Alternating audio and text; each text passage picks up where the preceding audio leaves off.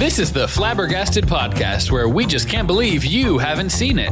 Every episode, we discuss a movie that one of us has seen and the other hasn't. And sometimes that neither of us have seen. Follow us on Instagram At flabberpod. and subscribe in your podcast app of choice. I'm your host, Jessica. I'm your host, Rogge. Let's get to it. Today we are talking about the 2005 Pride and Prejudice, which is one of my favorite movies. I'm Rachel. Hey, I don't normally host the podcast, but I am today. So say hi, guys. Hi, guys. Hello. Yep, we've got Rogge and Jessica here. So just a quick blurb of Pride and Prejudice to kind of run down what it is, and then we can kind of talk about our introductions to it. Pride and Prejudice was adapted from Jane Austen's novel that she wrote in 1813. The 2005 version that we watched was directed by Joe Wright. It has the awards of Satellite Awards of Best Costume Design, a BAFTA Award for Outstanding Debut of a British Writer and Director or Producer. It is a romantic drama / historical romance period piece. And when Elizabeth Bennet meets the handsome Mr. Darcy, she believes that he is the last man she could ever marry. And as their lives become intertwined, she finds herself captivated by the man that she has sworn to hate forever. I'll stop you right there. The handsome Mr. Darcy? Is he supposed to be super handsome in this? He Matthew McFadden? Okay. Fadgen? Quick poll, Billy Crystal versus Matthew McFadden as leading man. Oh, wait. Versus just as leading man? What does that mean? Billy Crystal's a better actor. We had a whole conversation about how, is Billy Crystal attractive as leading man in When Harry Met Sally? Right. Well, because it's that's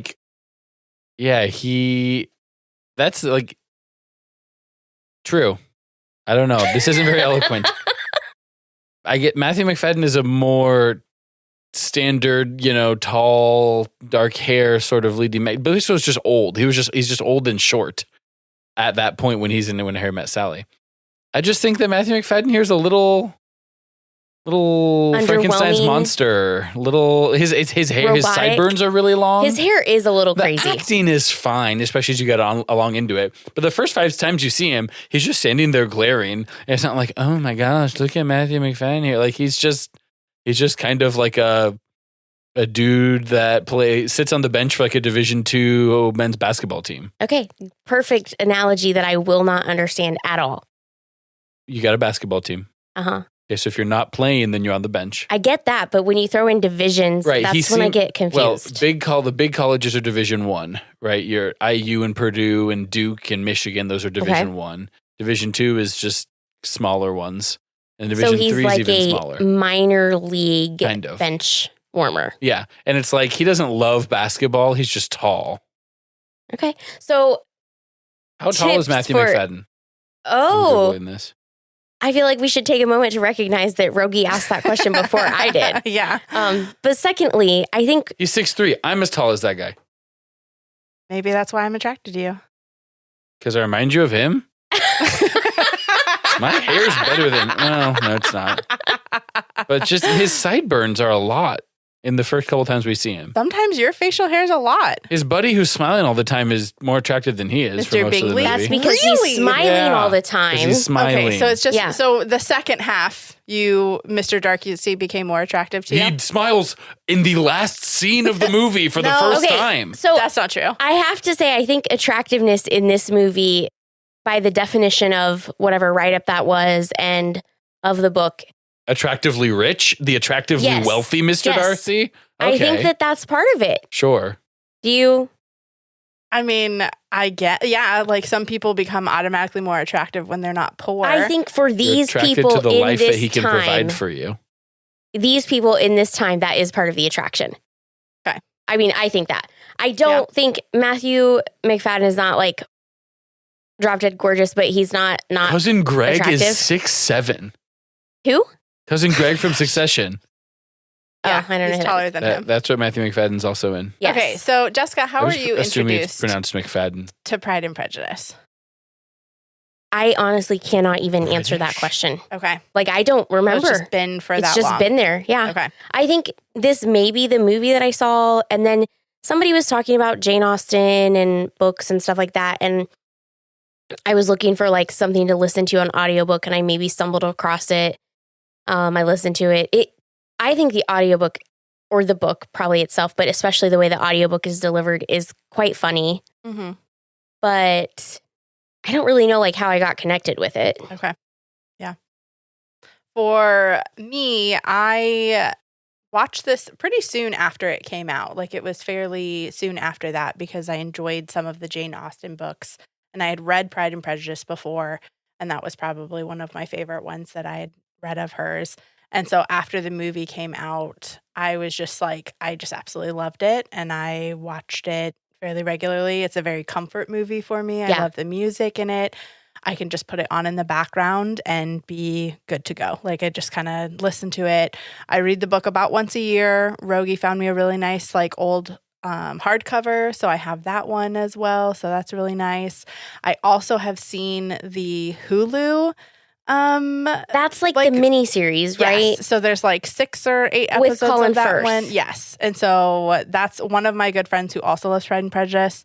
She prefers that version just because like that was the one that she was introduced to. I think I prefer Colin Firth's Darcy, but Keira Knightley's Bennet. I'm the opposite. I prefer this Mr. Darcy, but I like all of the extra stuff that you get in the series. Yeah. And so that's something I talked about with Rogge of like, for this podcast, I'm going to try not to totally bring in the book and the miniseries because we're just talking about it's a whole the movie, but thing. There's just so much that the movie doesn't all have. So Vince Vaughn is 6'5". Yeah. That's pretty tall. It is very tall. I'm so excited that you have spiraled down the height bunny hole or whatever you want to call it. It's the same height as the guy from Shawshank Redemption, Tim Robbins. So, as I just said, that I'm not going to try to bring in the miniseries or the book into this. The quote, the first line of the book, we do trivia quite a bit, and we were doing trivia one night, and they were like, "Hey, this is a quote to a book. Like, what book is it?" And the quote is, "It is a truth universally acknowledged that a single man in possession of a good fortune must be in want of a wife." Yeah. And I just looked around the table because I'm like, obviously this is Pride and Prejudice. And everyone is just like looking around like, oh man, I wish like Ginger were here. Like she does all the lit stuff. Like, you know, she had that like knowledge of it. And I was like, oh guys, it's Pride and Prejudice. And everyone just kind of looked at me because like when I go to trivia, I'm there for the conversation and the food. I'm not there for the trivia knowledge parts of it. Every now and then I can pull out a good one, but like I'm just there to have fun.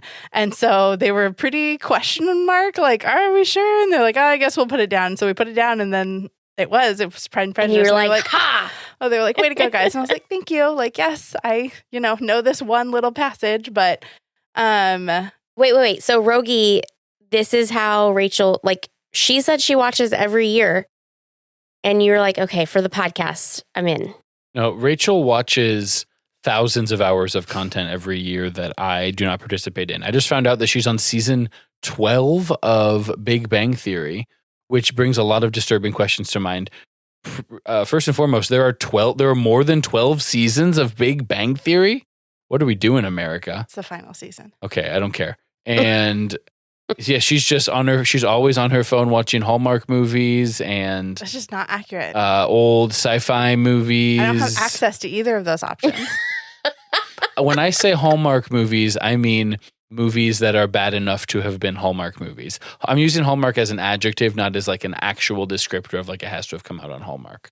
On the way here, he There's was like, plenty of Hulu movies. We should watch Pride and Prejudice and Zombies next. And I've already seen it. And I was like, we can. Like, it's, there are some amusing parts, but like, you won't like it. And he's just like, he just gets so annoyed by it. But you're not with me, so it doesn't matter. Just use your time, your God-given time to watch all of these TV shows somehow. Don't know where you have the time. Use it better. I just have it on in the background. So you were like, for Pride and Prejudice, for the podcast, I will watch this. The brother from Everybody Loves Raymond, Brad, is 6'8". That's pretty tall. Yeah, that's the last time. I'm closing the tab. I Don't mind period pieces. I like British actors. I don't know how this one came up. It was just something, it's just one of Rachel's favorites. But it never, I think she kind of assumed for a long time that I wouldn't like it, would be my guess. It's not like every year you go, please watch it with me. And I say, no, I'm a man. Like that's not, it never happens that way. You just kind of never pushed it at all. Have I ever declined to watch it or said like, no, that's stupid? Like I'm sure that movie's probably dumb. I'm not watching it. Yes to the first one, no to the second one. Yes to the first one when you asked me to watch it every year? No, where you not have every year, declined but to just watch it with declined me. to watch like it. I've suggested it, and you'll just be like, no. Like not today. Sure. And I mean, I do that 11 years later, we watched it. Yeah, but you haven't asked me 11 times in between there is the point. I don't know that I've asked you once a year. Sure. I decline almost every invitation to watch something. I teach children how to not be morons, and I'm exhausted from that every evening. And all I want to do is watch Brennan Lee Mulligan. I just am emotionally very exhausted. aware of that. Okay, I just wanted to know like It's not how Brain it Prejudice kind of passed, specific. but it was probably just you rewatch sometimes when he's not around, and Yeah. you maybe asked a couple times, and he's like not ready to watch it right I then. know and that she's mentioned that when we started watching Succession, she was like, oh, it's Mr. Darcy. And I was like, okay. And I do have a little bit of a bias in my head about like, can Keira Knightley can she act in outside of the 1800s, or does it have to be that she's a... so true. be- Like that's a question because with she does this a and lot Pirates, of those yeah. period pieces. And actually, I'm saying that, and I cannot quantify that at all. But when I see her in movies, there's a fair amount that is a period piece. It's just that she wants to kind of keep, it's like a pale complexion thing. She just fits. She feels like she fits there. It could be that she's getting offered those roles and she's typecast For at sure. this point. I was going to say she was pretty young. And so she just had, those were the opportunities that were presented to her. I can't tell if I really like her or not, because there are some movies that she's in and I really love her in them. And then there are some that I'm like, meh, and I can't tell if it's a her thing or if it's a movie thing. You know what I mean? I have a hard time figuring that out just yet. So Yeah, I had a hard time judging how good I thought the acting was in this movie because the dialogue is so full. It's so full. It's pretty. It's wordy, and it's. I guess maybe it's appropriate to the time period, but it doesn't appear. It never appears like conversational, hardly at all, except maybe like when they're laying in bed, like talking about how she just got engaged or whatever. Like, Really? it's extremely like. Well, it seems to me, sir, that the only possible rationale for like it's really wordy. It's like the way I talk when I'm making fun of how I talk. Okay, so what were your thoughts on the opening scene where it was like the family, they had gotten the news that Netherfield Park had been opened, and they're all kind of like talking over each other and just like joking around? Like, so you didn't feel like literally the opening scene to the movie was conversational in that? I couldn't understand anything being said in that scene. Okay, so I really like that scene because I feel like it gives you a good vibe of what the family is like and how comfortable they are with each other. Like one of the things I really like about the newest Little Women that Greta did, Greta, was that it was a G. I was so close. Well, her last name is Gerwig, so that's fair. Yeah. So one of the things I really liked about Little Women was how all the sisters, like they talk over each other, and it's just I have a sister. We're very much like that. I mean, Jess, you and I are like that. Like that's just what life is like. And so I really like the opening scene because you're seeing some of that proper talk because they say Mr. Bingley and, not Mr. Bennet, Mr. and Mrs. Bennet, like they talk to each other like that. But like that was the stupid. youngest daughter, how they refer to each other as Yeah. Mr. and Mrs. Yeah. The youngest daughter literally says like, she interrupts and she's like, Papa, because he's teasing her. And like, they're laughing and you can tell that they're very comfortable with each other. And so I like that is an opening scene because we see here's this family that isn't considered to be wealthy, but they have a lot of love and they have fun with each other. And so I liked that. And so it's just kind of interesting to me that like, I feel like that's throughout a couple of the scenes that you're just like, no, that's not how this movie is. So. No, I mean, yeah, the family dynamic is definitely evident when it's just the family. That's when I'm saying I'm not thinking of Keira Knightley, the actress. I'm mostly thinking of her out at one of the fancy places or talking to someone one-on-one, which is very different. Like the dialogue that they use back and forth is like, well, then pray tell, what reason couldst thou possibly have for, like, when she and Darcy argue in the rain, like, it's a good scene, but it's like not how people talk, but maybe it's how people talk back then. So it just takes me out a little bit. I think it's the dialogue. They're not doing a bad job, but it's just like they're doing a confusing job. Is this good? Is it bad? I don't know.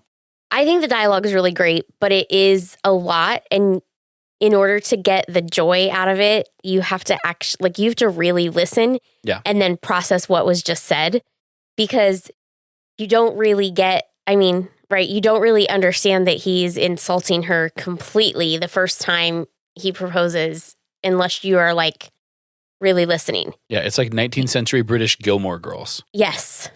That's exactly like we're just flying. A reference I would have said. Like Gilmore Girls are definitely speaking English, but they're also almost not. We're like with the constant references it's so to things. Layered that if you're not you have to actively be listening and processing. Right.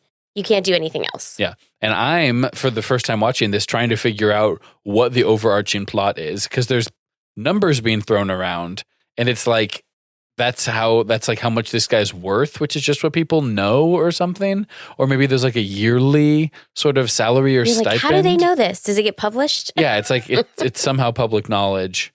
And like you said, this is not a family that's considered rich. I'm like, okay, I'm sorry. They have like a bunch of servants and stuff. And so I don't really understand I know it's a movie about the economic proposition of love and how much women have to consider when they're making choices about who to marry and stuff like that. But let me explain to you what I think, what my understanding of how this plot mechanic worked. Donald Sutherland's family lives in a house with on an estate, they have outbuildings and animals. And so they have the money to keep that up. But since they have all daughters, then it's a concern that when he dies, then the women aren't allowed to have that house themselves. So his family fortune will go to Uncle Weird Priest, who can then kick them out. Don't interrupt me. And but it's not clear. His job, Donald Sutherland's job, is just being an old man with a small family fortune. Like he's never doing business deals or has some kind of career. He just is holding a dragonfly on a toothpick and twirling that, and sort of being kind and peeved by his wife, good naturedly. But I guess I don't understand what we're doing. So your daughters have to marry rich guys, because then that way they'll be allowed to inherit this family estate, which is getting paid by question mark. Are you done? I think so. I don't remember what Mr. Bennet's job is either. And 2, I don't know if they get married and they're allowed to inherit the estate. I think it goes to the male. I don't think it would go to them and their spouse. So Uncle Weird Priest is getting the house no matter what. I'm pretty sure. But he already has a better house. They're getting married. Well, I don't know that it's better. He thinks it's better because it's lit next to Lady Rosamund Dupree. Catherine de Bourgh. Yeah, Lady Catherine de Bourgh. I was like, wait, is that the name? No, I named someone from one of my D&D campaigns that I follow. So yeah, Mr. Collins is still going to inherit because they didn't have a son. But the girls, they are trying to marry wealthy so that way they are taken care of. They can take care of their family when their dad passes away and the mom gets thrown out into the street. And it opens up more doors for the younger sisters to be able to be introduced to people that are wealthier circle. To stay in high society type stuff. Yeah. Yes. So it just, there's a lot of layers to it. And that part's not that confusing. It goes into it more, obviously, in the book and just kind of what women's worth is and what it looks like, because that's their only job is literally to get married and have kids. But how is it who is paying the cook now? That's just the estate that they have right now. What does the that estate mean? is able to survive itself. He does pigs, he has animals and stuff, and so they're able to support themselves and they have an X amount of money, but I don't know all of the logistics of it. He has an X amount of money that he got just by being born as a man. Probably. Okay. I'm trying to understand, and you're getting annoyed at me for trying to understand it. But we're hand waving the things that I was confused about. So you also don't know Not how the Bennet factually. family came into this particular estate and the ins and outs of who is paying for what and how that money comes in. I imagine they inherited it. And there is like a trust set aside to Yes. pay for the day to day. Yeah. Okay. That's what I would say. And then whatever they can do to support themselves currently with the farming piece and that, or farming, yeah. No, I don't remember what it's called when it's animals. Husbandry. Yeah. Livestock. Livestock, yeah. Yeah. With that piece of it. Okay. But you can see they are in a very interesting spot because they're conscious of what they're spending when they're getting ready for the parties and everything, right? If I remember this correctly, they're conscious of what they're spending and they're not, super frivolous, but like they kind of are, but they're not. So Yeah. they're sort of in that living very comfortably. Yeah. And so that's one of the things that like Mr. Collins, when he comes to visit to like see the estate because he's been named like who the next person would be, which I kind of assume that's how he came into play, was that the family, like someone else was going to get it and they passed away. And so then they found Mr. Collins because he would be the next person. So when he came to dinner, he literally asked like, which of my cousins, like, these are the most excellent boiled potatoes. That's one of my favorite quotes. Oh my gosh, is I love because he's asking about boiled potatoes. But he asked like, which of my dear cousins made the food? And she's just like, we can have a cook, like we can do that. And so he's sussing out like how much the estate is making, how much money they have, and like what that looks like and what he's going to inherit. What their means looks like. Yeah. And so I guess that's what I'm trying to explain that was a little confusing is like, this family's clearly not like poor, but they're not like super rich. So they're like, this is just a middle class Elizabethan sort of family. That's what I would have said from what I understand. I also think they're not able to create generational wealth because they don't have a son. So anything that they create now is just sustaining them. Right. If they need, as soon as their circumstances change, that money that's sustaining them doesn't necessarily go to them anymore and it's changed. Interesting. And then I'm also confused about, so we go to there's a dance, there's the town festival dance or something right at the pub or wherever they are. And they're the first family that goes up and are like, hello, Mr. Redhead, and hello, Mr. Tom Wamsgans. And they introduce the kids right to Mr. Bingley. Yeah. And Mr. Darcy. And so it seems like they got to be like upper middle class to be allowed to go and make that introduction first, or it's because the mom is just that bold. I think or it's do they because just the mom's famously like that. have the prettiest daughters in the county? And it's like, you're here, and if you're going to want to talk to any girls, everyone knows it's going to be these two. Is it? So Mr. Bennet had already went and introduced himself to Mr. Bingley. He had talked about that. That was the whole opening scene he is like, because she was like, you need to go so that way we'll be able to talk to him. She's like freaking out about it. Because she wants to have the daughters pushed at him. At that point, I still thought that she was the housekeeper or something because she keeps calling him Mr. Bennet. Yeah. And she's so annoying. That's and just a quirk. that annoying role is usually more of the fussy housekeeper than like straight up the mom. Yeah, I mean, so Mrs. Bennett's main goal is to get her daughters married. Oh, She that's does not extremely care. clear. So, like, she says no other words. Yes. It's only focused on that. So- and Keira Knightley addresses it. She's like, is this the only thing you think about? She's like, yeah, it's the only thing you think about. Shut up. Yes, it is. Yeah. And I was like, okay. So yeah, as soon as he gets there, she wants to have Jane and Elizabeth like thrown into the possibility of him being a husband for them. So she automatically, since they're already introduced, she's like, okay, we have to introduce the girls so that way they can start having a conversation, because back then you couldn't talk to someone unless you had been introduced.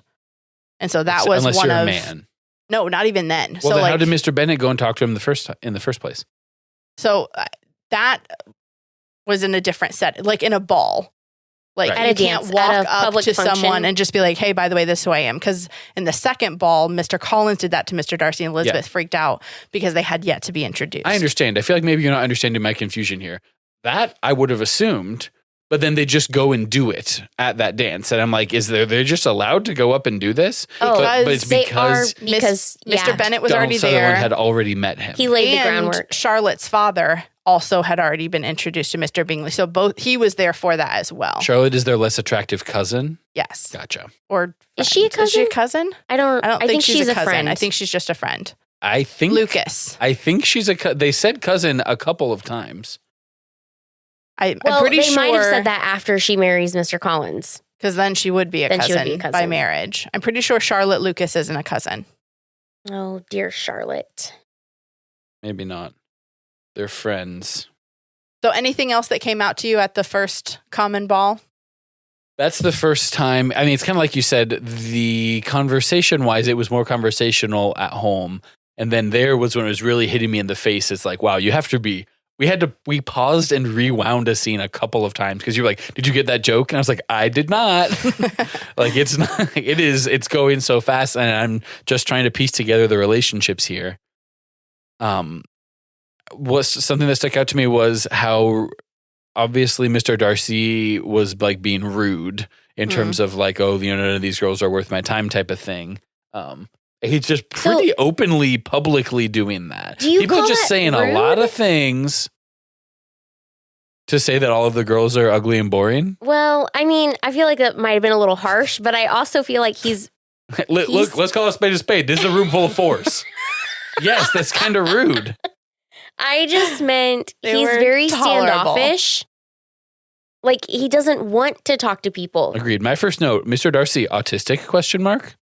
So relatable, #relatable content. There's been multiple, like, I don't know. I don't really watch Reddit, but like I've been a part of like different little online sites of people talking about it. And so, yeah, there are multiple people that are just kind of like, yeah, he's definitely on the spectrum. Like, he's just like, this is something that I'm around. I don't want to be doing it. I'm not really going to engage. Because you asked me to do like dancing. My friend is here. I'm supporting him, and that's it. I have a list of things that women should do. They should learn languages and read and paint and play piano and there's something else. Draw. Yeah. And because that happens later when they go to Bingley's. I never considered that he might be on the spectrum, but that opens like a whole new like way of looking at him because I always just kind of assumed he's standoffish, and he was, if I'm remembering this correctly, he was made the man of the house early on. Like, his parents died and he had to take care of his sister. So the other part of me is like, he just didn't have a lot of time. He's been parentified. Yeah, he didn't have a lot of time for like thinking about fun things. I think it was generally like around high school, like early college. I don't think they give it an age, but yeah, like he took over, like he became the lord of the manor. Or he took over his property fairly young. And so again, I'm not, from England and blah, blah, blah, but that also, not only did he have his familial responsibilities, but he also had the responsibilities of all of the people that worked on his estate and in like sort of the town that is encompassed in the estate. Because he's at Pemberley. Yeah. So, mean, he has to take care of like, it's not just him and his sister. It's him, his sister, all of the workers, and plus the people that are like, live on the village that's within the town of his estate. I don't remember how that works, but do you know what I'm talking about? Yeah. Talking about like a feudal system where the lord of a region has to like protect the serfs in case they get attacked. It seems like we're a little bit past that. It's just like he helps support the economy. Yeah, of, like, just economically, right? Yes. Yeah, that town is sustained because he's hiring people. And his estate's buying food from the town. Yeah, that kind of stuff. Yeah. But generally, yeah, he's got a lot on his plate. Yeah. As a tall man who has been to many weddings and refused to dance at them, he could be that he's on the spectrum. Yeah. He's just like, I do not like dancing, so why am I going to do that? And I'm like, I get it. Go off, King. Yeah. One of the things that I noticed at that first one is just how Jane is able to put Mr. Bingley at ease. He's pretty awkward in their conversation, and she kind of is like, oh, like that's okay. Like she just kind of puts it back to try to put him at calm because he realizes like he kind of said something that sounded silly. And so that's something I see as like a reoccurring thing is that that Jane is very easily able to, when she's talking with people, to just be like, make them comfortable or not feel as embarrassed if they said something a little bit Do you think different. that's because she's got a lot of practice with her mom? I think that's really fair. Because the multiple note that I have on the couple scenes that I have down is just like, mom is embarrassing. Mom did something embarrassing. Mom said something embarrassing. Like, just, she doesn't stop. And so I do appreciate that when they're in the rain proposal scene, he's like, I don't know, your mom is like super rude all the time. And so maybe I didn't recommend that he marry someone from that family. And she's like, doesn't even have her rebuttal. She's like, well, still. Which, I mean... She's super rude. She is, but I mean, he's also doesn't know these people and is making a judgment about them. She's breaking the rules of high society. I mean, rude in terms of like, he can say factually that she is presumptive or like loud or boisterous or X, Y, and Z. I mean, that, whether or not he knows her, like she is doing but he that. doesn't know Jane. Yeah. But he's saying like the family is maybe not as high standing as what he would recommend for Bingley. Yeah. I think Bingley's thing is that he's the rich guy who is supposed to be the most well-mannered and best spoken and stuff. And it's like she has to cover up for him the fact that he's not and be gracious about it. And so she's had practice in like, whatever, it's a rich guy, whatever he says, you go with it and you make him feel smart and like you smooth it over. I think he's the rich guy that gets scammed. Yeah, for sure. Without In 2021, Mr. Darcy being there, being like, hey, no. Yeah, Mr. Darcy, he's a guy, like, he's there for his people. Like, he says that later on about how, like, once you've wronged me, like, we've lost it. But for those that are in my life, like, I'm here. Like, we'll do. And so, like, he and Mr. Bingley had such a good relationship that, like, he was going to do whatever he needed to protect him and ensure that he was going to be okay. And that goes back to the autism part where he says that the reason that he shut down her Rosamund Pike, Jane and Bingley was because he couldn't tell that she liked him back as much. He's like, well, she was just shy. And he's like, well, I'm just seeing what I'm seeing. Like, I'm trying to read the signs and maybe I'm not picking it up or whatever. Which is funny because he's not really a guy that picks up signs. Yeah. So I don't know what he thought he was doing. Yeah. I feel like there's some things that Mr. Darcy picks up on, and then there's other things where it just goes completely over his head. Like, it's just not there at all. I think he knows that Keira Knightley is dissing him most of the time, or like, because he goes, well, I thought poetry was how you got a girl. And she's like, not on the first date, my guy. Like, you can make yourself sound stupid. Like, he knew that she was sort of being like, you think you're all that, as from what I can tell. And he didn't like that about her, that she was like calling him out. I think he did like it about her. You kind of like I think it intrigued him. It's like the rich guy who, not everybody's fawning all over me. I don't want all yes men. Yeah, finally someone tells it how it is type of thing. Yeah. And I think that was a defense mechanism for her because she's not rich and she doesn't have all of the things, but the things she does have, she knows. But also he called her tolerable along with every other woman in the room.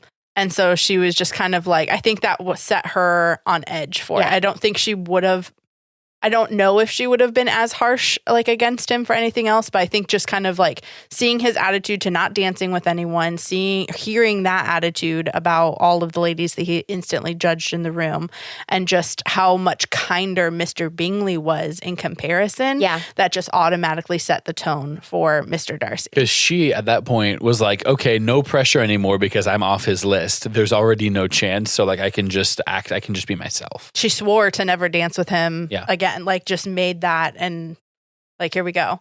But we do see that Mr. Darcy asks, like, how do people gain affection at that first ball? And she says, by dancing. Like, she's like, okay, this is how I would do it, even though he said, like, I wasn't sure if that question was sincere or if he's just being like, okay, Miss Know-It-All, like, if it's not poetry, then how is it? I thought it was like a little of both. Yeah. I felt it was sincere. That's just how I took the tone. But I've also have all that background knowledge of it. And so that's my interpretation of it. This is one of those movies where it's, the trope of the girl, oh, no one likes her, thinks she's pretty, and then she takes off her glasses and takes down her hair, and then she's gorgeous, or Hermione at the Yule Ball or something.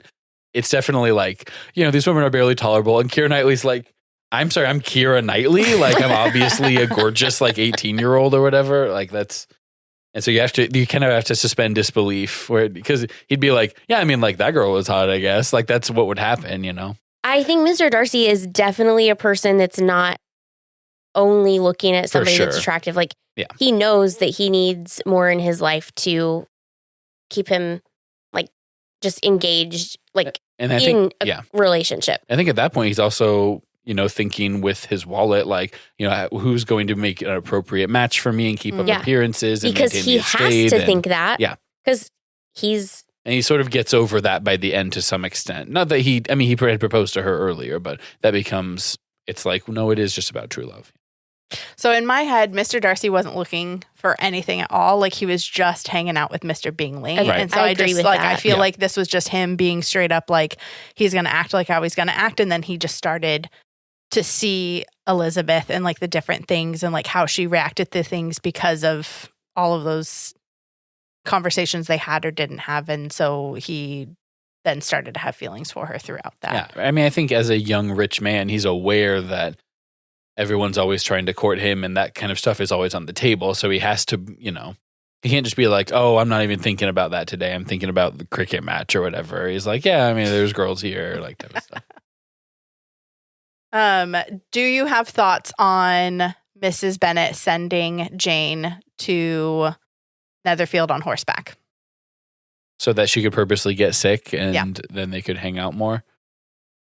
It was a little sitcom-y it was a little like, okay, I mean, like, you know, it was very obvious from the beginning. And so I wish it was a little more earned. You know, something like Jo twisting her ankle at the first ball and Laurie bringing her back and giving her the ice. And like, that sort of is what breaks the ice in Little Women. My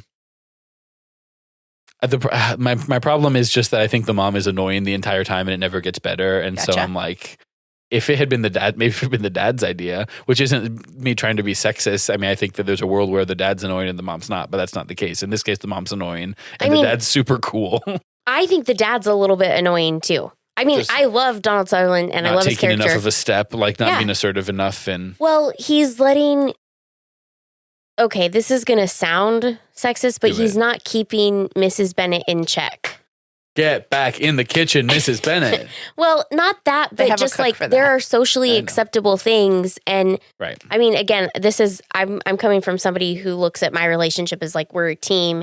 And so we try to like, you know, if you're acting one way, you know, we try to say, hey, like, you are maybe being a little cranky or short or whatever. And we need to That's like. when I start rubbing Rachel's thigh. When we were sitting next to each other. You said this. Annoying. Sometimes you be talking too much. Oh my gosh. Sometimes I'm not. I'm just getting excited. And so just that my tone goes up a decibel. He's like, okay, maybe there's someone in the room who's autistic. I don't know. Okay. And is sensitive to the noise variance. Oh my gosh. But he just lets her do whatever. And then I'm like, that's super annoying because we're not in modern medicine where you can just take a Dayquil and be over being sick. Mm-hmm. Yeah. Like, which Elizabeth points out, really, she's like, she could die. Like, she's like, well, in the name of love. Like, here we go. She's at the people's house who have better access to medicine than they do at their house. I mean, I guess if you're going to force me to get sick, I should be at a place that has better medicine. Okay. Or we could just prevent it in the first place. Yeah. That I always thought that was annoying. Yeah, the mom is just so single-minded. Yeah. But she's single-minded. That's all she thinks about. But then when she thinks it's happening, like she just does whatever she wants, like at the ball, and she's just getting drunk and like wandering around and like being loudmouth. Yeah, she thought she had it in the bag. If this was your whole thing, it's like, I got to get my daughter married to a rich man. You'd be like, wouldn't she be like, we're following all the rules. We're going to make sure we check every box. Like we're going to jump through every hoop. Instead, she's like, hey, she is really pretty. And that's all it takes, right, Mr. Man? Like she's definitely relying on Jane's good looks. Yeah. What did you think of all of the embarrassing things her family did at the Netherfield ball? You would have to list them for me. We're talking about the playing of the piano. There's a girl playing piano. Playing the piano, the dad interrupting her, the girls getting drunk and just all over the officers, the two younger ones. Mrs. Bennet also getting drunk, talking about the wedding and how advantageous it's going to be, literally slopping food on people, Mr. Collins introducing himself to Mr. Darcy. And so just the whole game, literally the only ones that weren't embarrassing was Lizzie and Jane. And then they were kind of trying to keep tabs on their family, but also Jane was trying to spend time with Mr. Bingley. Live their life, and Lizzie was just like, what is happening? And she was looking for Mr. Wickham during that time. So like there was just, and dancing with Mr. Collins. That was another thing too. Can all three relate to being the least, like the most put together person in our family in some ways, I think. So, I mean, certainly with your family, Rachel, and I mean, I've got Jacob as well, but I don't want to speak for Jess as much as I'm willing to speak for Rachel. But that thing where I am extremely familiar with, we are at a big dinner party, a Christmas party where there's, champagne and there's people in several different rooms, and having to be like, what the frick are you doing? You can't just, don't just start playing the piano, or no one wants you to be singing right now. Which is very similar vibes. Listener, for added effect, when Rogge said, what the heck are you doing? He waved his arms above his head. Oh my gosh. I wasn't actually trying to stop them. I was just desperatly looking for the farthest. Like, I was going as far away as I could and being like, my name's John Smith. I'm here by myself, actually. Or if you had Jacob here, he'd say, thing too. I was probably sitting in the far back room actively petting the dog is what I was doing at that time. Oh, yeah. So I think we all have had moments, where it's just kind of like, what is our families doing? That's just, Everyone gets embarrassed by their family, but especially the more competent members of the family get embarrassed.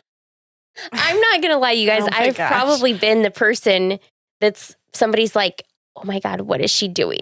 Like, listen. Oh, I've been that for you, for sure. Rogge has been embarrassed of me constantly. Don't have my vibe. He's just like, why are you talking to the waitress? Just give her your order and that's it. Okay. Say nothing else. Listen, we were at Texas Roadhouse. Say nothing else. Last week, 2 weeks ago, Teacher Appreciation Week, because so it's 10% off. That's not a lot, but it's not zero. And we have a gift card, right? And the waitress comes and we get our water. She comes back and we're going to order a cactus blossom like you do, as one does. I you do order not, just to be bloomy clear. onion or whatever. Okay, you're wrong.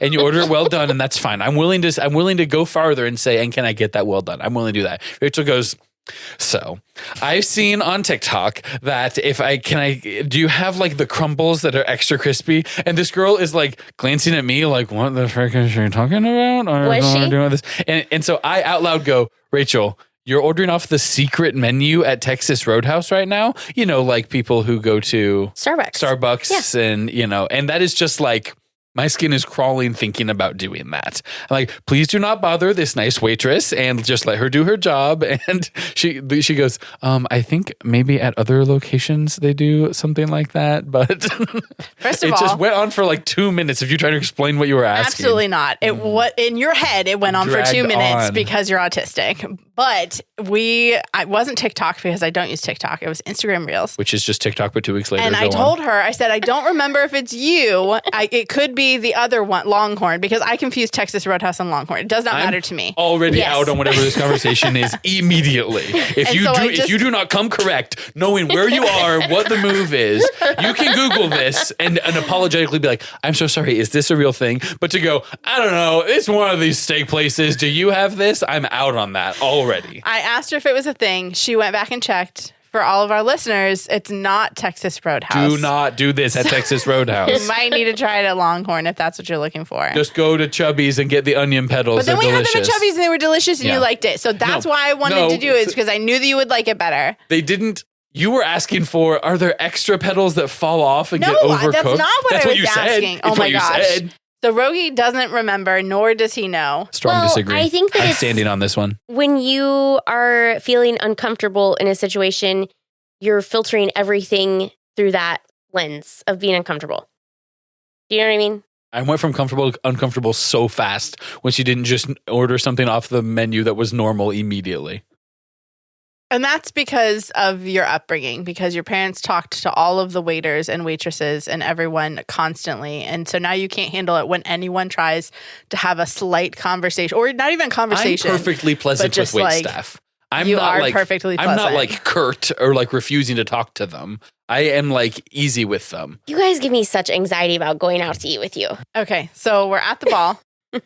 That we didn't go over it, but they met This is Wickham earlier. The Netherfield ball. Yes, this is the Netherfield ball. So this is the big white one. Could have said anything. I would have believed you that it was the name of that estate. So we went. They met Wickham Mr. on their Wickham. trip to town. She kind of got an idea about like who Mr. Wickham says he is, and then she's at the ball kind of talking with Mr. Darcy about First it. impressions of Wickham. He's a little pretty to be a guard in the military. He's wearing a ribbon in his hair. We're allowing that? That was the thing. Pretty Okay. sure from other ribbon or cord or I've something. seen, yeah. I mean, they didn't have hair ties back then. No, so. at first I believed him. I was like, oh yeah, Mr. Darcy does seem like a jerk. That's Did fair. you think he was like overly sharing any of that? Whatever's happening with the timeline in this movie, extremely unclear to me. Did a day pass? Did a week pass? How long was she at Mr. Bingley's house being sick? Then Keira Knightley walks there and we're there the next scene. I have no idea how much time is passing. Okay. So it That could was be that they tripping. had this, they saw him every day for a week when they went down to the village, and then it was the seventh day that Okay. he finally opens up. Wasn't like Maybe the it was the same first- day. That yeah, would be okay. weirder. I agree. I don't know. I'm just like, I guess I have to assume that more time has passed, so it's not weird because it's not telling me otherwise, Okay. as far as I can tell. Okay. Except when she spun in her on her tire swing and the seasons changed. That I Mhm. appreciated because I knew the time was passing. Nice. Okay, go ahead. So yeah, so I when was he's having curious. that conversation with Lizzie and he's explaining their history with Mr. Darcy, and he's like, oh, she was like, well, you're going to come to the Netherfield ball. And he's like, oh, nothing could stop me. Like, he'll have to not go if he doesn't want to see me. Like, that was just kind of his vibe. And then he's not at the Netherfield ball, Yeah. and Jane finds out why, and then tells that back to Lizzie. So, like, what were your thoughts when Lizzie found out why Mr. Wickham wasn't there? Because she found out from Mr. Darcy. No, she didn't find Okay, out from then Mr. I don't know Darcy. what She we're found talking out from about. Jane. Someone else. But so like Jane told her that Mr. Wickham wasn't there because a certain someone was going to be at the ball. So he contradicted himself. Yeah. But Lizzie He said he took was that- going no matter what, I missed all that. and then he didn't Okay. go I got because nothing for you on that Darcy one. was going. All He right. purposely avoided Darcy, so that Yes. should have been the first sign that he wasn't all he was making himself out to be. Yeah. Yeah. Understood. I missed that. Gotcha. Okay. I had secondhand embarrassment too badly about how the mom was acting. Oh, Gotcha. yes. I This wasn't- movie is full of secondhand embarrassment. I thought that that Donald Sutherland stopping so one of the sisters is just do you guys know the SNL skit where it's like, Yes. to my husband and my fiance and my boyfriend. It's like the three like pretty older sisters, and then the girl that's like, am I by myself? And it's just like the Amy girl or whatever, like one of the one. It's I don't know if it's Kate McKinnon or somebody is playing, and she's like the dumb bad sister that's not cute or whatever, and it's like one of Keira Knightley's little sisters is just the redhead stepchild girl that's plays piano a lot, is bad at it, doesn't realize it. What sister is that? Which sister This is is the that? middle. Name? Because it's Jane and Mary. Mary, yeah. So it's Jane, Lizzie, Mary, Kitty, This is the Lydia. Lydia. She's just the kind of the downer one who's social awkward but doesn't realize it. She's not as interested in all the other, like Kitty and Mary are just like, oh, like giddy and just jolly and like cheerful. And Mary is just more secluded. And shallow and not She, like Let's be real, floozies. the girls. Yes, Yeah. the younger two. doesn't even But disagree. Mary's just more secluded. Like she enjoys reading. She spends a lot of time playing the piano and practicing. But that's not a natural talent that she's she probably has. definitely what a dork. She's in a weird situation because she has like her sensible, practical like sisters Mm-hmm. Hot. in front of her, and then the crazy sisters behind her. Yeah. So she's like, I would say she's probably in a very weird situation where she's trying to like figure out the balance between that. Yeah. She And doesn't really fit in with either. and it doesn't just it's really hard for her to navigate that. But I mean, we see her throughout the entire movie practicing and playing the piano. And so she because that's how girls prove their worth, is by doing those certain things. Yeah. And so she wanted to do that and be ready at the ball. And so it was just so And embarrassing. that was the thing other people were doing too, right? Mhm. Right. Is Yeah. that they were taking turns and stuff. Yeah. And so he wasn't- had to stop her because she wasn't doing that well. And because it was someone else's, she was like a turn and a half in, and it was someone else's turn. So I think that she was doing multiple verses to a song. And I think that he stopped her after the second verse. Gotcha. I'm not 100% sure, but that's kind of why that was the extra embarrassment, because she didn't even get to finish. And it was just kind of like, here's a breaking point. Let's let the other girls take a turn. And that was embarrassing on top of it, because there was the people there making fun of her, and then Dad stopped her. And that's a very big deal. I think we can all acknowledge that that's a big deal to like play for people you don't really know. Like you're putting yourself out there. That's very vulnerable anyways. Yeah. This is the fanciest ball that they've been to in a long time, if not the fanciest one they've ever been to, because that was a very different atmosphere than the common ball they were at the beginning of the film. I guess what I think is that it seemed like Donald Sutherland handled it appropriately. And, for sure. You know, and then was comforting her and stuff afterwards. So I think his whole thing is that he's sort of the modern, like more egalitarian, like I care about women's feelings sort of dad. And he's less pushy. He gives her permission to not marry Mr. Collins. Yeah, let's talk about Can that. we talk about Weird Uncle Priest? Please. Cousin He's Mr. one of Collins. No, I'm gonna keep favorite on Weird characters Uncle to Priest. dislike. Rachel, I didn't get a chance to have a normal relationship with this man on screen because Rachel pauses it the first frame that you see his face, and it's like, so this freaking guy, you're gonna see, gig that he's just why are we now? And I was like, okay, let's see what happens with No, what happened? Weird Uncle Priest. You had the remote.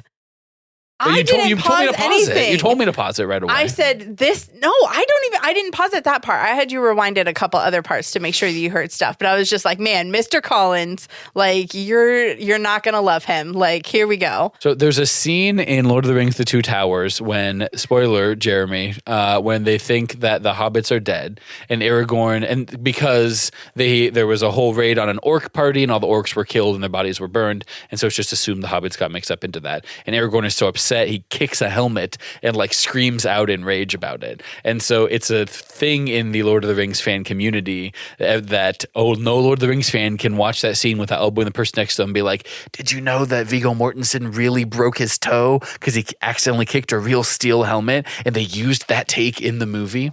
And that's how Rachel is with like, did you see the boiled potatoes line? It's like you can't watch those scenes without being like, oh, look at that. And I'm watching it, I'm like, I guess by the end I can be like, he's kind of an awkward dude. I knew he was awkward by the time he was going, this rug cost 500 pounds and this chair, which was purchased for 900 pounds. But before that, the first like 3 times he talks, I'm not immediately like, what a freaking loser, bro, which is how you wanted me to be reacting because you have this experience with him of like seeing his whole arc. Yes, but I feel like I felt that way pretty quickly with him.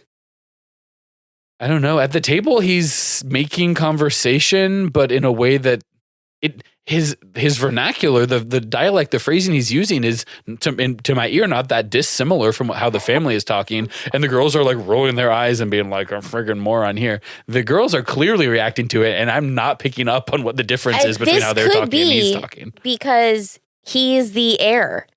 Like he could get the inheritance of the place, so they're already on the wrong, like they're already off-putted by his being there. Here's Mr. kicking us out of the house, yes. Sure. And that, I think, is definitely there. They were predisposed to be annoyed by him. Yes. Okay. And Rachel was not predisposed, but she is annoyed by him. No, he just was annoying. He was literally giving them like weird little compliments and like guising them as like, compliments. I think of little compliments and like try to present them in a way that like their spontaneity. And then she's like, do you like write them down ahead of time? And he's like, sometimes I do. Yeah, I mean, it was clear to me that she was making fun of him, but I wasn't. I was picking up the vibe more slowly than she was that he was weird. Gotcha. By the end, he was weird. Yeah. So how are you like with the proposal to Lizzie? Well, I don't understand how proposals work in this culture, apparently.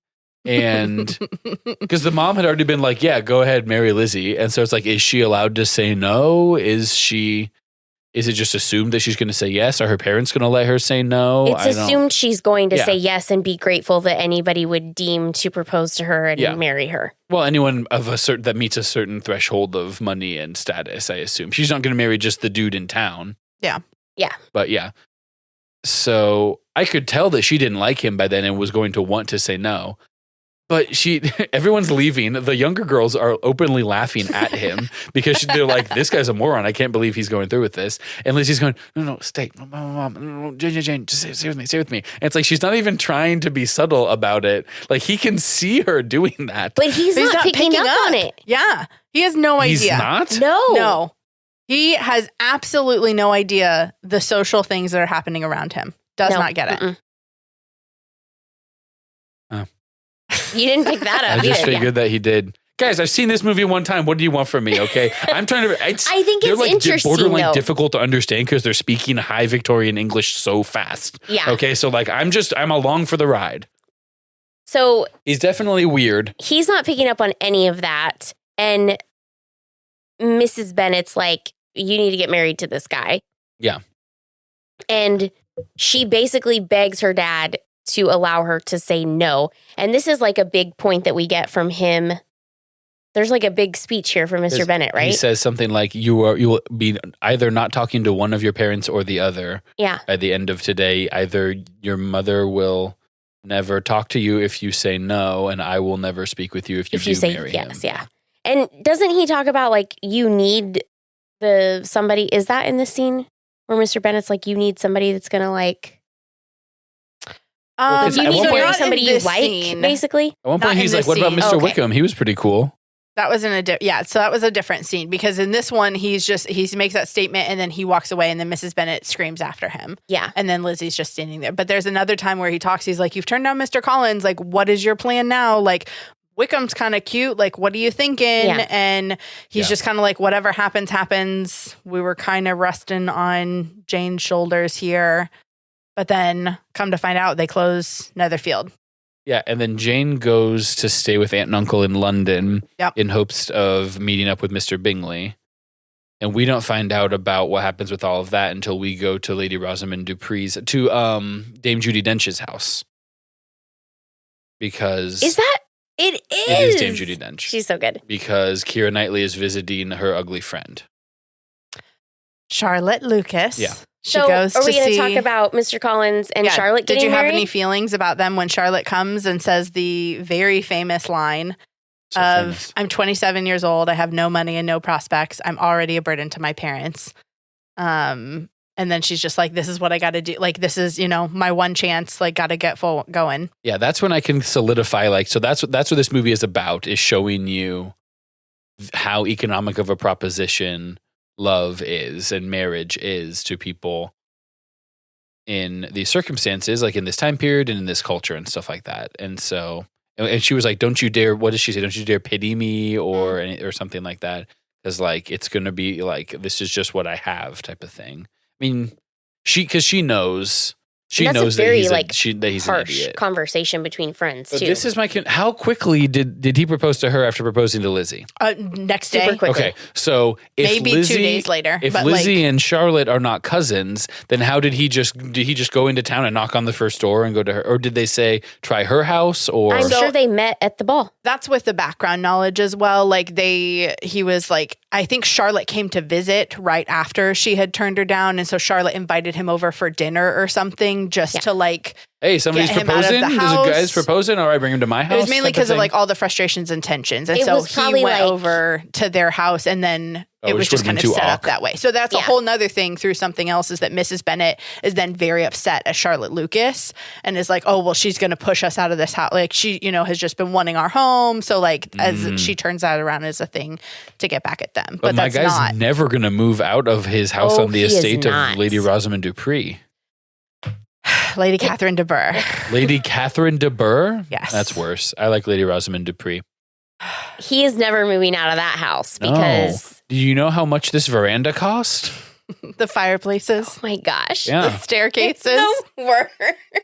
When honestly, when they go in and like he does his little nod and then he's just like pointing his little finger at the ground for them to come and stand like next to him. Like, oh. He's talking about how much things cost when definitely in earshot of Dame Judi Dench. Oh, yeah. He is. And It's she loves it. so gross. He's just such a willing participant to all of like any little bits that she has. She feels like she has so much knowledge on all of this stuff that he will accept anything that she says. So this is the exact opposite in every way of the relationship between Mr. Darcy and Lizzie, who he likes her because she's a real person that speaks her mind and calls it how it is. And has real opinions. And as a rich person, he's conscious and cognizant of the concept of a yes man and of hangers on. Yeah. And she wants a yes man. She wants someone who's just going to butter her up and who's going to be so appreciative and make her feel special, powerful, and important. Because he's a reverend. Yeah. Yeah. That he has his increases her sphere of influence. Right now she's influencing the church. Mm-hmm. Yeah. Another favorite line I have from Lady Catherine is, if I'd ever learned, I should have been a great proficient. Yeah. And when she was talking about playing the pianoforte. Oh my gosh. And so like that's how she feels herself. If I had been able to do this, or if I had gotten this, like I would just be so masterful at it. She says she has such a great ear. Yes. Right? Yes. And so, yeah. Yeah, that's the first line where I was like, oh, okay, so she sucks too. Because you see Dame Judi Dench and you're like, oh, she's going to be the one that's like, hey, girl power, like, women, we got to really work hard and make our money or whatever. And then she's not that way at all. Because she comes in the middle of the night. I mean, that's way later the next time we see her, but that's a super weird scene. So she goes to visit Charlotte and Mr. Collins, and this is where she meets Colonel Fitzwilliam. Yes. And this is where she gets the first proposal.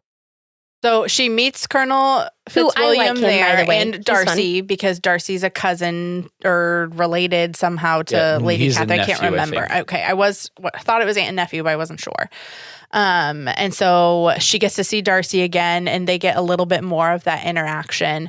And then later, out in the rain, which I think this is he gets to see her away from her quirky family. Yeah, and he gets to see like who she is just by herself without managing all of the rest of the craziness. Yeah. So I think that's pretty nice. And he sees, do you think this is where his eyes are opening to like, oh, Lady Dame Judi Dench is just objectively being a jerk to her. Like when they were at dinner? Yeah. At dinner, and then at the like forcing her to play piano, even though she said she wasn't any good at it. So like he's moving away from just purely, oh, so my brain, do they meet the checklist of being a suitable partner? They do not. There's an X, but because they didn't follow all the steps of fancy society. And he's in like, well, fancy society actually kind of sucks to the people that aren't already in that inner circle. Yeah. I mean, how long it took her to eat that first bite of soup because she kept berating her with questions about her and her family. So I'm curious what Catherine, Lady de Burgh, what information she got on Lizzie before, because she obviously had heard about Lizzie. Literally anything Mr. Collins knew, she knew. I'm 1,000% sure. Because that makes 100%. So much sense. Mm-hmm. So yeah, she got all that information from him, and then she was just berating her of what does this look like, because she had heard that Mr. Darcy had been around her and like they had been. Well, wasn't this? No, this is before. This is before the proposal. The younger sister marries. Before. Yeah, Mr. Stupid. Yeah, pretty close. And I think to me, the more interesting thing to point out isn't that how does she know all this? It's why does she care? It's like, you're this rich lady who has nothing, you're 5 families removed from, Lizzie and whatever. Like you're wielding this information just as a cudgel to be mean. Like you are just purposely. You know why she's doing it. Because she's so scared that Lizzie's going to marry Mr. Darcy, because she's already heard from Mr. Bingley's redheaded sister that Darcy probably kind of likes Keira Knightley. That's what I was like, how's they've gotten this? How much information has she gotten from who? Darcy for, what's her face? Her sick daughter. Her daughter. Yeah. Because it was an arranged marriage when they were babies. Like thin, like so almost inbred daughter. It might not even be that, was it Georgia? Crap. What's Bingley's sister's name? Caroline? Why am I thinking of these names? Bingley is Caroline. Georgina is Darcy. Is Darcy. So it might not even be that Caroline said something about Lizzie being competition, but it might just be that she said there was this girl there that just made being an around. impression. Because he talks about her kind eyes when she's living with them when Jane is sick. So like because Caroline sees a lot going on in between Lizzie and Darcy, and like that when they were all in that room together and he was writing letters the walkabout. And they were doing the walkabout and stuff like that. So and Lizzie, it's just becoming clear that Lizzie's the first woman that can keep up with Mr. Darcy's witty repartee. Yeah, for sure. So that's why she's being mean. I mean, that's a big part of why she's being mean while Darcy's there too. She's trying to make Lizzie look bad and like remind him that she's so far below his station. Yep. Sure. What are your thoughts on the rain proposal? I took notes. This is where I started taking notes. I like to kind of watch the first half of the movie and just let it soak in and not be interrupting myself by taking notes. I thought it was pretty good. I thought it was good. I thought it was affecting because it's almost a jump scare. It's a surprise scene because that's an 80% of the way through the movie scene. The movie's almost over. All the stuff has been bubbling. We hash it out. Someone's sad, but they come back and apologize and then roll credits. That's how movies usually work in my brain. But this happening halfway through the movie was like, okay, so like, wait, what are the next steps going to be? Because I immediately knew it was happening. Was that he was proposing, she was going to say no. They were going to argue about like how he's been such a jerk. And then it's like, but I think just from cultural knowledge, he ends up being the good guy. So like, how are we going to recover from this and play it back out type of thing? And the scene comes right on the heels, unless I'm mistaken, of him coming and seeing her at Collins's house. And it's just the two of them there. And she's like, hi, do you want some tea? Or like, what's up? And he's like, okay, I'm sorry. And like sprints out. She's like, well, that was super weird. Like what happened? And so I still don't understand what that scene was about. It was just his autism. Okay, or was it like he thought he might say something and then he was like, this is just trying super to gear up to uncomfortable. do it? Yeah. Yeah, it could have been. Yeah. And it's interesting that he doesn't just explain himself right then and he chooses to put it in the letter to her about Wickham and here's what's going on with Wickham. Okay, yeah. Because he doesn't rebut when he says, I told Bingley not to marry your sister because of this and this and this. And then she is like, no, he did love her. What are you talking about? Like, you just thought he wanted the money. They don't have the full argument there where he comes to realize that he was wrong. Mm-hmm. He has to go home and think about it. And as someone that has sometimes written letters instead of expressing themselves out loud in person, because they can communicate better that way, I get it. Yeah, I very much I feel like this is one of the first times that we've seen Darcy express himself, just like in the movie, because but I understand where it would just be so difficult because he literally talks about how terrible her family is and then says, I most ardently love, catches his breath, love you. Like it's a very emotional scene for him. And I feel like that's got to really put Lizzie just out of pocket. Because there's just so much going on where she's offended. She does love her family so much. Yeah. And then also just surprised and shocked. So, I mean, I feel like there was just kind of a lot of waves for both of them right there. Here is also where we started really rubbing up against my comparisons between this and Little Women. Because I get the authors confused. Like before I've read Little Women now and I've now seen both of these movies. But when I was in my 20s or whatever, it's like Jane Austen and Louisa May Alcott writes Little Women, and it's like those would get like mushed together in my head. And then I'm like, no, these are different these are different pieces by different authors, but there's so many parallels. I mean, it's extremely March Sisters. It's extremely Lizzie as Jo, as the second oldest, and the other one marries this other person for whatever. I'm like, the dad vibes are not that dissimilar. It's just that her dad's around more.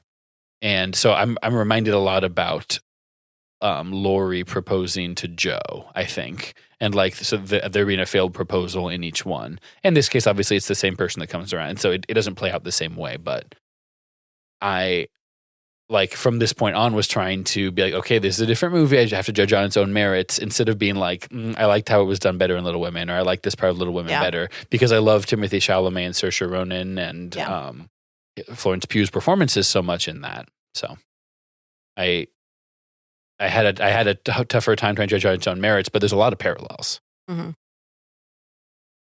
She's the bookish one that speaks her mind, and that attracts her to a certain brand of rich man. Of a rich man. Yeah, I mean, that's what happens in both movies. And then something I don't understand is why she's not open with her family about the Darcy proposal, about what he said about Bingley as it relates to Jane and all of that stuff. And Wickham. Yeah. Yeah, there's a lot that just does not get transported back. I think some of that is like she just wants to have pieces to herself.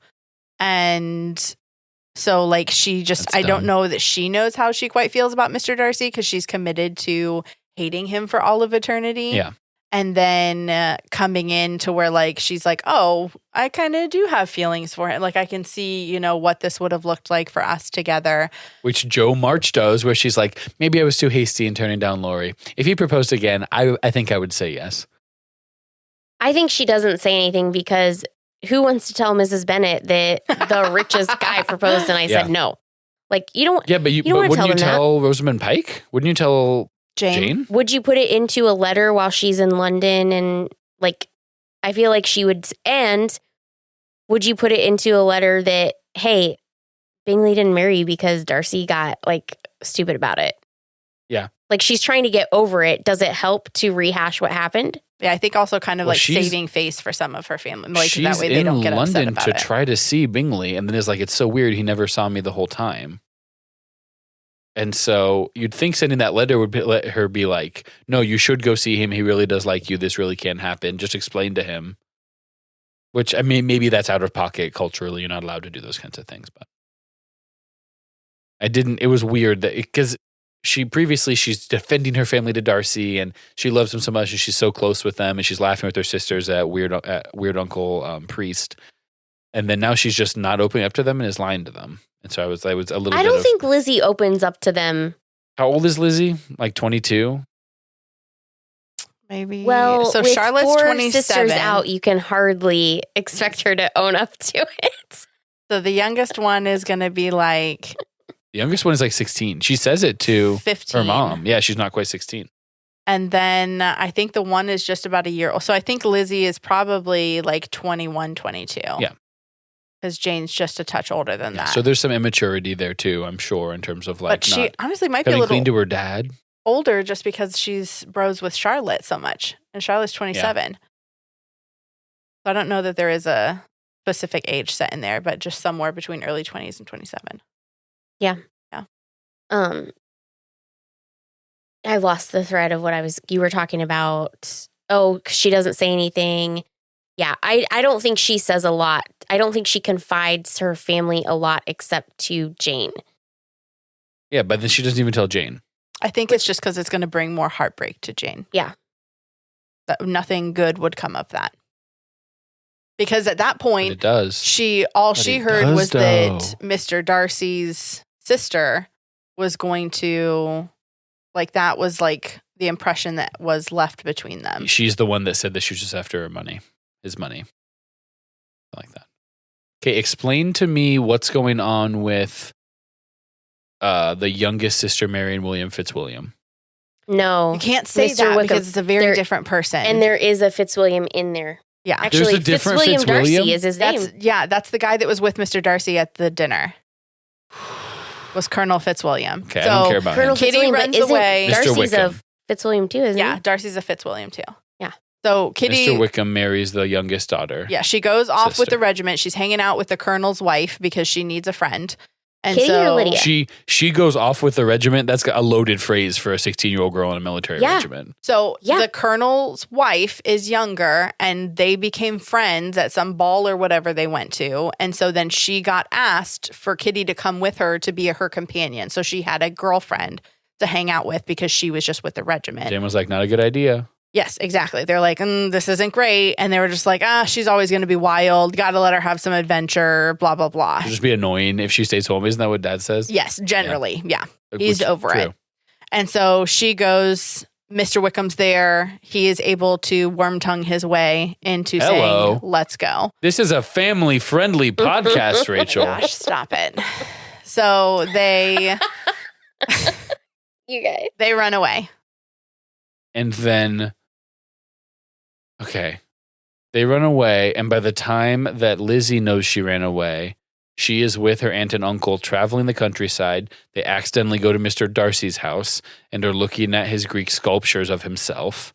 And then they see Mr. Darcy and they have an awkward conversation and she walks away. And then he comes and meets her at the pub and she starts crying and is like, my sister's gone. And then She meets Georgiana in between there, but like, yeah, Correct. generally, Fine. like. Who's super young. Georgina. Georgie is French. Georgina. And then Mr. Darcy's like, got it. And so he and uncle go away and find. So he Wickham. leaves, like Darcy just leaves right then. As soon as he hears what happened, because we had learned that Wickham had already done this to Mr. Darcy's sister. Yeah. And so I was like, is he going to go kill him? he feels like hardcore responsible for not outing Wickham for the man that he was at the beginning. And But he was trying That's to just in the protect book, though, because that doesn't happen in the Georgina's- movie. He They was talk trying about to it. protect Georgina's reputation. So he goes and finds them. Uncle like drops Jane and Lizzie and Aunt off somewhere, and then he also goes to London to help Dad, who had already went to London to help look for them. And then they do what? They find them and then give them £100? They find them. Darcy pays for him to have a living, and They basically pay for the wedding, for them to get married. so too. that way there won't be any rumors. Won't It'll be look like scandalous. it's not a scandal, but that it was meant to be. Okay. So basically, I they're want to be paying clear. him. I didn't care about this plot line at all. Okay. I Well, was this is- uninterested This is where you find out, that he's a good guy. well, that he did all of these things, basically. But he said that uncle did it. And then Lizzie was Right. like, I bet it was Fitzwilliam Darcy. Yeah. Fitzwilliam? I think the That's uncle stupid. tells her. No, Lydia accidentally says Oh, like, that's right. "Oh, I wanted to have Oh. I wanted to have people there, and all that was there was aunt and uncle, and they were no fun. And then also, got to have a best man, so Mr. Darcy's there." And she's like, "What?" And she's like, "No, you can't tell anyone." He And so told me that's to how she promise found not out. to tell. Yeah. Were something you like that. picking up that whole thing? Is this the one where I don't remember if this is the book, the series, or this movie, where Kitty's like, well, you have to sit over there because I'm married now. She says she made a comment about how like they can write her letters because she'll be so busy. But I think it's the TV series where she's like, "No, you must walk behind me because I'm married." Yeah. So yeah, Ugh, Kitty's she's something else. horrible. Yeah, she was annoying. And then there's no calling him out because it's like, well, they're married now. So, like, I guess this is just what's going to happen. But she doesn't go like, you lied about this and this and this to Mr. Wickham. So, No, she doesn't. They don't go into that at all. It's just kind of moral of that part of the story is just like, man, sometimes girls be hoes about it or something. I don't know what I'm supposed to take away from that. Little sister is weird. You know and what I take away from that What? is Men are pigs.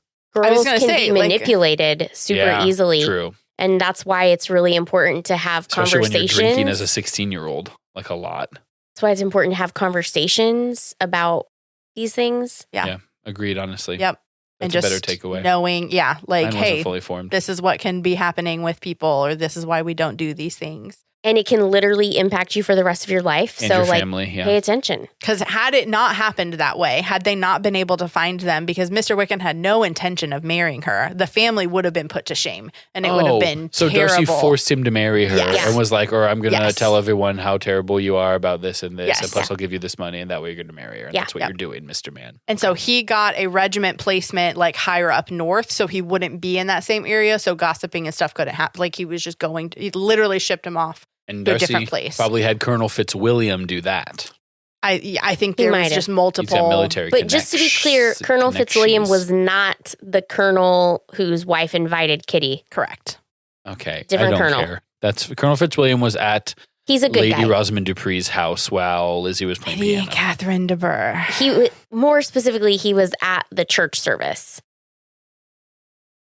He was at the church service. and they were chatting. And this is how she realizes that the Darcy I know I'm just seeing like one piece of him, and Yeah, he could because be she like, judged him so quickly. Yeah. Because he also judged her so quickly. Right. Yeah. Don't judge a book by its cover unless it's got a peacock on it.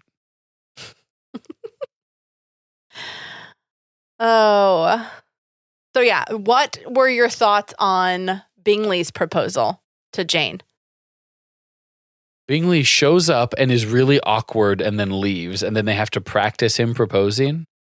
Yeah. I love that, by the way, because Darcy's just standing there while they're pacing along the creek or whatever. Yeah. Love that scene. Which is the And they're same role-playing. creek where they talked about where Lizzie talked about with her parents how she was going to turn down Mr. Collins. So this is this is the engagement creek over here.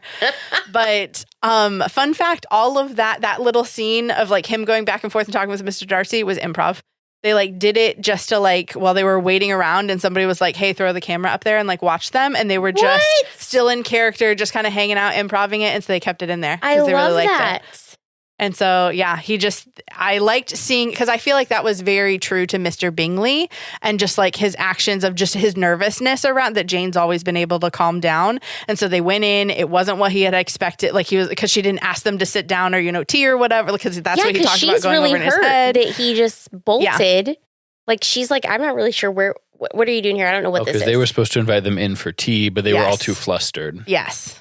Just them, and that whole scene of them getting ready because they're walking up, she's just screaming, Mary, Mary, like, come sit over here, move the chair around, and them just So like, annoying. This is part of the deal with stuff. Mom's obsessed with the courtship and with getting them married off, but is terrible at it. Yeah, And is execution doing zero. the really blatant listening at the keyhole stuff and like making faces and like comments as she leaves the room and not inviting them in to sit for tea or like, Jane, why don't you like show him around the property on a walk or like something, right? I could do better than the mom is doing here because she's an And idiot. you're not even from that timeline. I'm not even from that timeline. I can do the accent. You can drop me in there right now.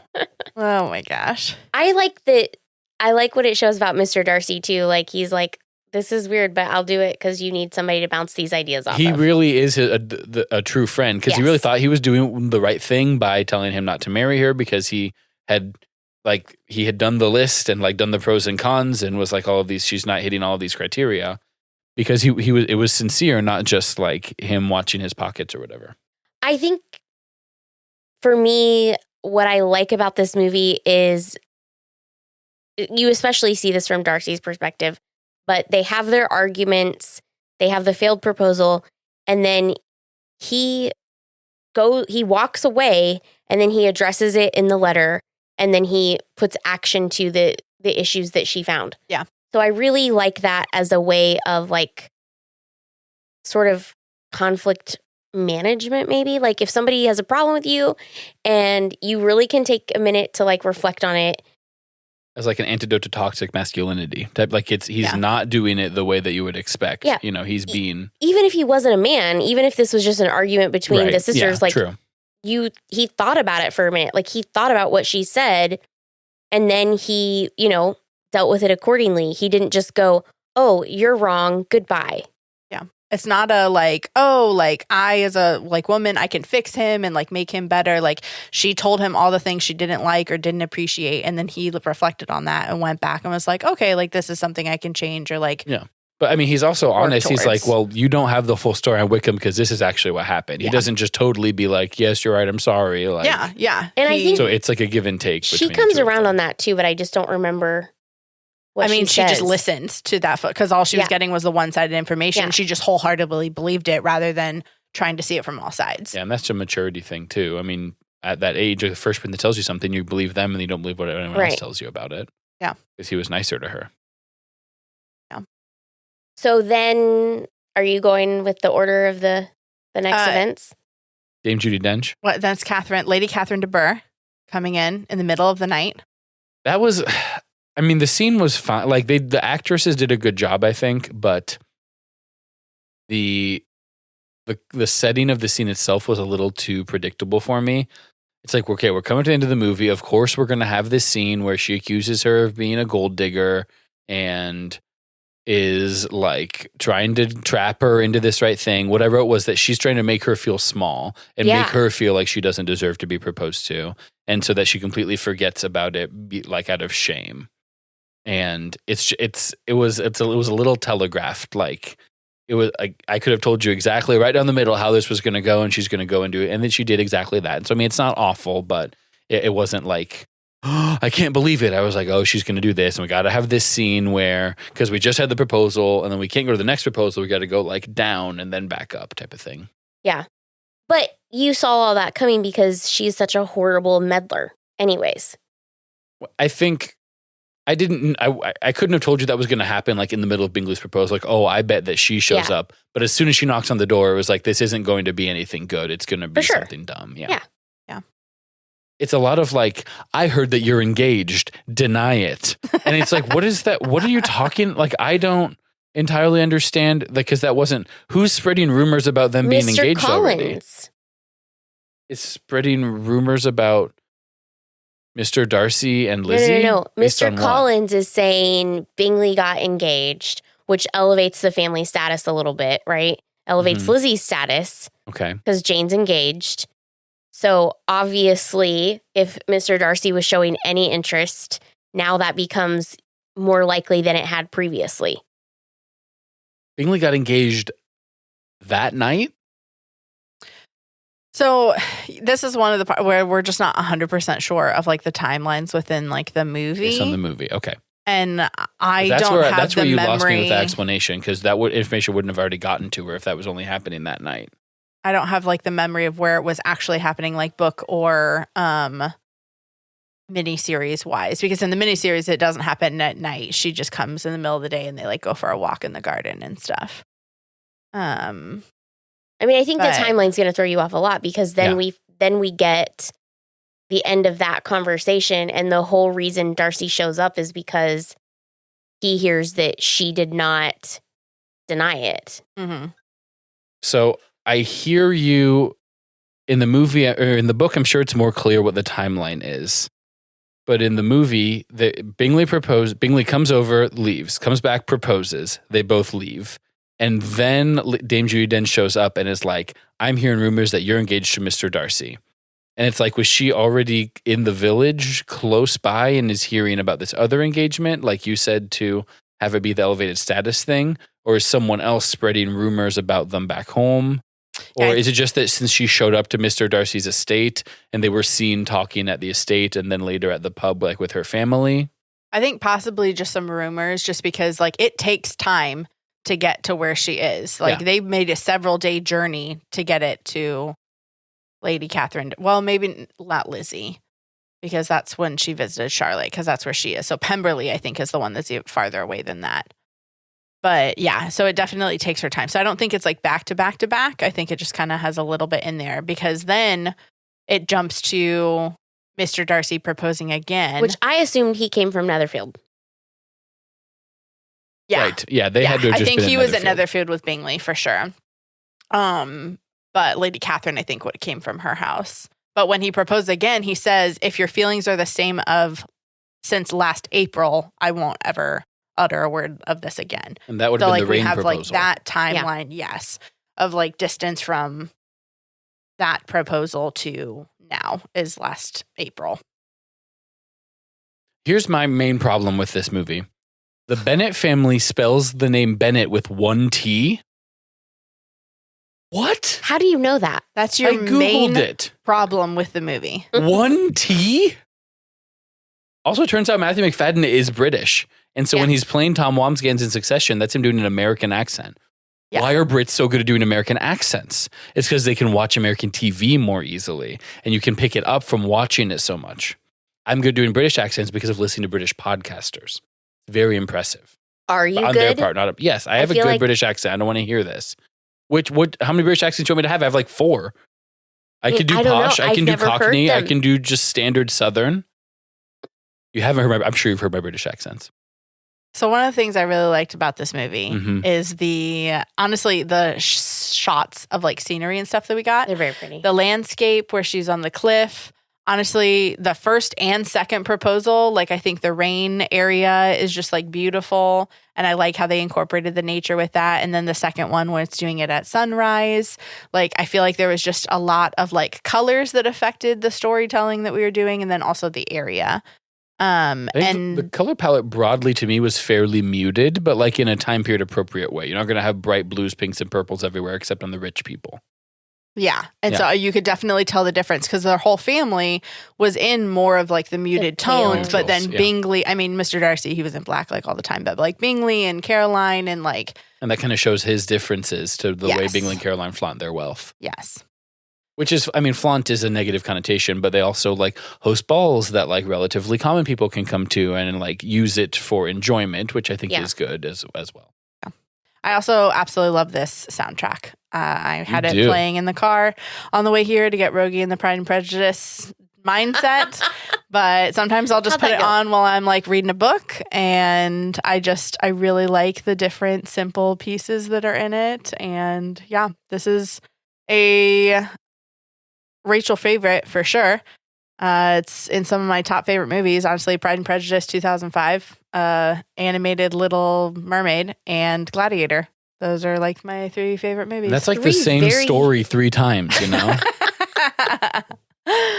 Yeah, those are some of my tops right there. I didn't know that Gladiator was. Oh yeah, I've loved Gladiator. I saw it pretty soon after it came out, and it became instantly one of my favorite movies. Yeah, I have a good range for sure. Yeah. So, Rogge, will you ever watch this with me again? Yes. I'll understand it better the second time. Jess. I mean, I'll watch it again, sure, whenever it's on and you watch it. I really enjoy it when they do like a modern retelling. And so I'm always curious to see how those hold up with like the original stories. Talking about like a Pride plus Prejudice, like it's Pride and Prejudice set in the ghetto, or is there what are the modern retellings of this that I'm not familiar with? I don't know about Pride and Prejudice, but I believe Clueless is like a modern retelling of, isn't it Emma? I think so. Emma's like the matchmaker one. So that one's fun. But I've tried to watch like the period piece Emma with, I think it's Gwyneth Paltrow. And I couldn't quite get there. I don't really know. Like, I wouldn't say that I'm a Jane Austen fan really either. But for whatever reason, I do like this one. I like Pride and Prejudice. I like this movie. I didn't love this series as much because I didn't love Lizzie as much in the series. I've watched the series probably 2 or 3 times. I've gone through it. It's pretty quick. That is nothing for Rachel, folks. That's a week. Or 2 days. I mean, they're like one episode is like 40 minutes. And so it's like 2 or 3 movies. And so, yeah. She's flying. And so once I've seen it, I very much can have it in the background while I'm doing stuff. So it's just very easy to, go through. But yeah, I like both of them. And I will watch them both again multiple times. One thing we didn't even talk about was like the hand flex. That's like a big thing within the Pride and Prejudice community. And I literally absolutely nothing. I was just like, "Where did you see that?" And he goes, "Yeah, he helped her into the carriage." I was like, "Yeah, but after that," and he was like, he walked back inside, and I was like, "Oh my gosh, the hand flex." That was also improv. That was not something that they directed him to do. He just did it, and so he's like, "Do it again." And so he just every take that they did, they had them do the hand flex again. Because that was a point in time where, like, normally they did not touch. They had like gloves and things on, and so you weren't. And so that was just a point of intimacy. Yeah, he might have even seen an ankle. Possibly. Yeah. Bridget Jones' Diary is sort of a modern retelling of Pride and Prejudice. That's the only one I'm seeing pop up, but yeah. So for sure, I'll watch it again whenever it's on or whatever. Doesn't really. But I also watch it because I just think Mr. Collins' ridiculousness is just fun to like watch, and Lady Catherine, like, what are you even talking about, Lady? Fun to watch. Like, I just think all of those things are just, the ridiculousness is so like entertaining to me. I'll have to really focus in on these Mr. Collins scenes because I know what you mean when you say ridiculousness, but he's like saying very proper British words the whole time. You know, it's not like he's pulling his pants down and flashing everyone or like running a circle with a knife. It's like such muted, like what we would call ridiculousness in that society, like when it's so buttoned up is like one step out of like line into awkwardness. And it's like, check out this guy. Like he's slightly wrong. You know, it's just funny that like that is ridiculous in that context. think it's, for me, he does not have much of a personality. Mm-hmm. He doesn't have. But he thinks he does. He thinks he's super cool. Yeah. So I think like it's just he's so out of touch with just everything. And then maybe this is me being super judgmental. Maybe. He's just so out of touch with everything. And even then when people try to have a conversation about it, he doesn't listen. Yeah. Like he's like, self-centered. he knows better anyways. He's short. I mean, I don't have a problem with short people. You know, I am one. But that's kind of the thing that I don't like about Mr. Collins. He's just like an alien that's like has learned how technically to be a person, but doesn't have any. Now you're describing character. No, you have Okay. some character. You have opinions and things that you talk about, and No, I've never really shared any opinions Ever. on Mike. Oh my gosh. Folks, we would love for you to rank me, Mr. Darcy, and Mr. Collins on an autism scale of 1 to 10. Put us on the spectrum. I actually did recently take this is for another episode, but I recently took an online autism quiz. We would love to hear from you on social media at flabberpod, wherever you get your posts. You can also call or text us at our hotline. 779-236-6843. 779-23-MOVIE. Movie singular. We'd love to hear from you. And what other Rachel-centric episodes do you want to hear her host? What are your other favorite movies? I've seen Little Mermaid and Gladiator. Me too. I was trying to make a list the other day, and then I was just thinking about it, and I didn't actually write it down, and now I can't remember. But I was thinking like back through some different movies that We could do any rom-com. I've seen basically none of them. You were trying to How to explain Lose the a Guy plot of in How to Lose 10 a Guy in 10 Days Days. to me I recently. was talking about that one with you. 50 First Dates. No, wait. I sent you a rom-com that I wanted to do. We did hear it when Harry Met Sally. Did we do You've Got Mail? We have not done You've Got Mail. Because that's the one I really think is adorable. It's Do you Tom like that Hanks one? and Meg Ryan. Yeah. I have seen it. Because I thought it would be a good I- follow-up to our Meg Ryan and Billy Crystal. Sure. I really like Treasure Planet. I've seen that with you. Yeah. It's like Treasure Island, but planet. Thanks, guys. Tune in next time and rate us 5 stars and give us a little review. Subscribe, unsubscribe, resubscribe, and we'll see you again next time. Bye.